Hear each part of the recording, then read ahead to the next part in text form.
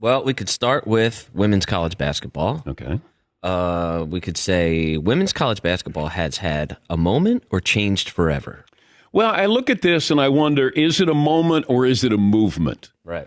Because the moment is Caitlin Clark. This year, the last 2 years has been Caitlin Clark. It's a moment. But how does the sport build upon that? Is it just based off Caitlin Clark? Is there Caitlin Clark's, who will follow? Just like Steph Curry. There have been players who are trying to emulate Steph Curry. We're still not there yet if we ever get there. But with Caitlin Clark now leaving college basketball and going to the WNBA, does she bring the movement to the WNBA?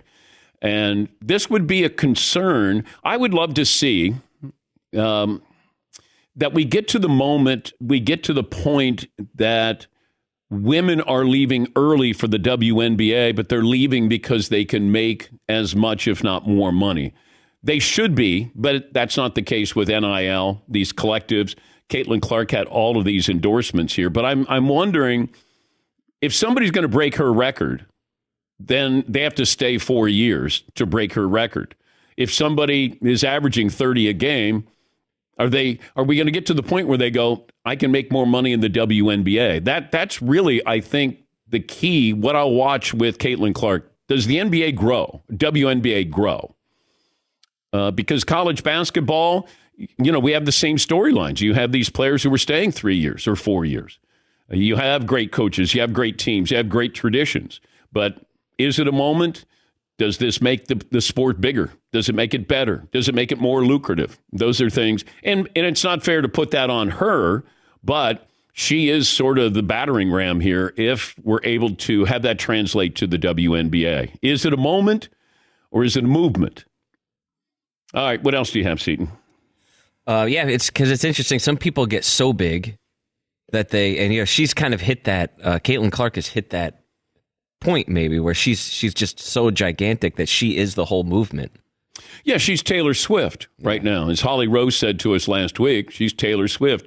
But I do think once guys start defending, like, hey, but she's not Pete Maravich, like now you know that she's hit a nerve. Yeah. Like, okay, like dudes would be like. First of all, Pete did it in 3 years, Yes, okay? yeah. So just. Yeah. And I've heard the arguments. I've actually got into the arguments. And I said, look, I was able to see Pete play. I appreciate Pete. Love Pete.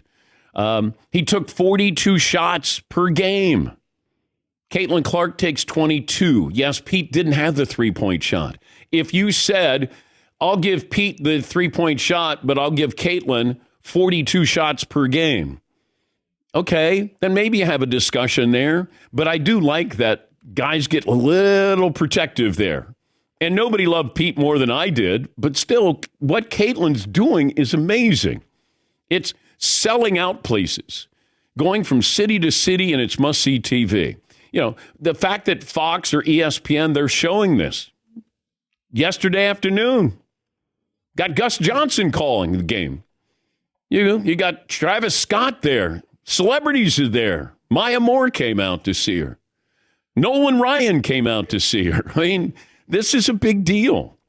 I just don't know if it's just a big deal now and then it's not a big deal. And who are the next players? Juju Watkins at USC. She shoots more than Caitlin Clark does, just barely. She's a freshman.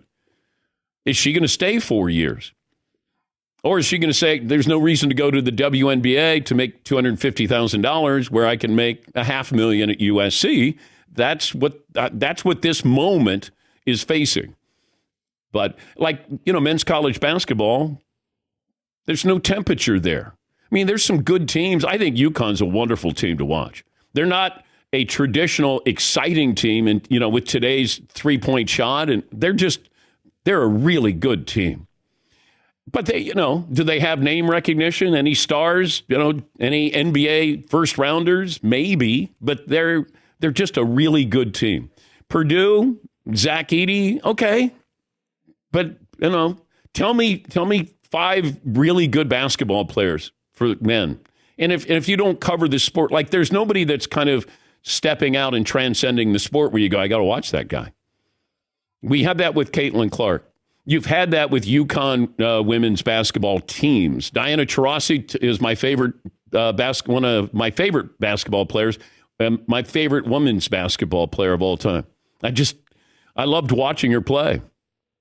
And I'm glad that we're getting eyeballs on the women's sport as well, because now you're seeing how they play, how they shoot. It's more of basketball. There's movement. By the way, Caitlin Clark's passing, she would be one of the greats of all time by just her passing. She's wonderful.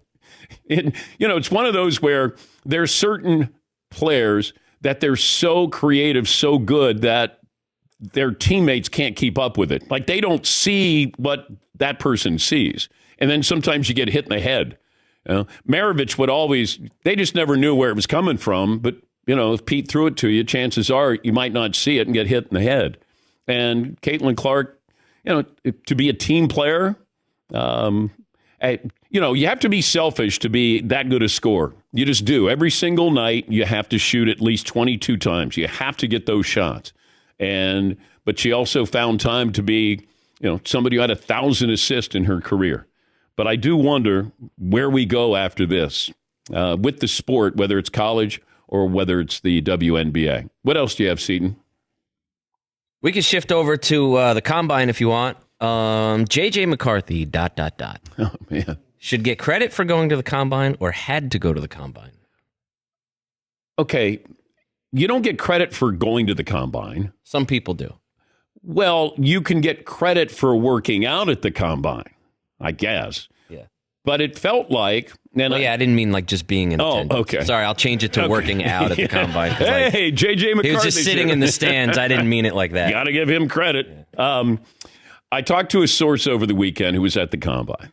And I said, just help me out with J.J. McCarthy. Because it just feels like now all of a sudden we're being inundated with, oh, my God, J.J. McCarthy's moving up the draft board. And maybe he is. And maybe he'll be a top 10 pick. Still feels like it's either the Vikings or the Broncos who are going to take him.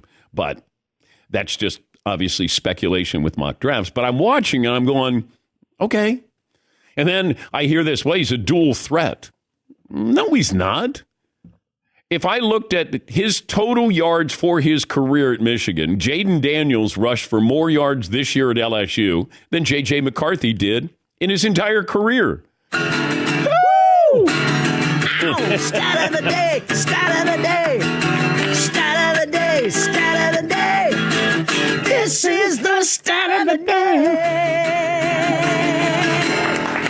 Stat of the day brought to you by Panini America, the official trading cards of the Dan Patrick Show. Yes, Paulie? It was funny to watch the coverage, NFL Network's coverage this weekend when J.J. McCarthy got out there.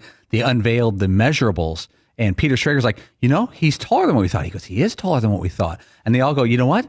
He was listed at 207 pounds on the roster this year. He weighed in at 221. That's a great sign. They were like oohing and eyeing about it. But I think he suffers from almost like a baby face syndrome. He looks very, very young. He could be Zach Wilson's younger brother. That's exactly where I was going. I think he's going to have some of that Zach Wilson looks the star, the WB star quarterback part. But, he's bigger and stronger than what we thought. Yeah, I don't get it. But then, Sean Payton may see something like, oh, wow, this translates. Or if the Vikings lose Kirk Cousins, then maybe they take J.J. McCarthy.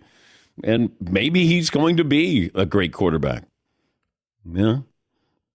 I mean, the draft is littered with, man, I thought that guy was going to be really good, too. Nobody saw that.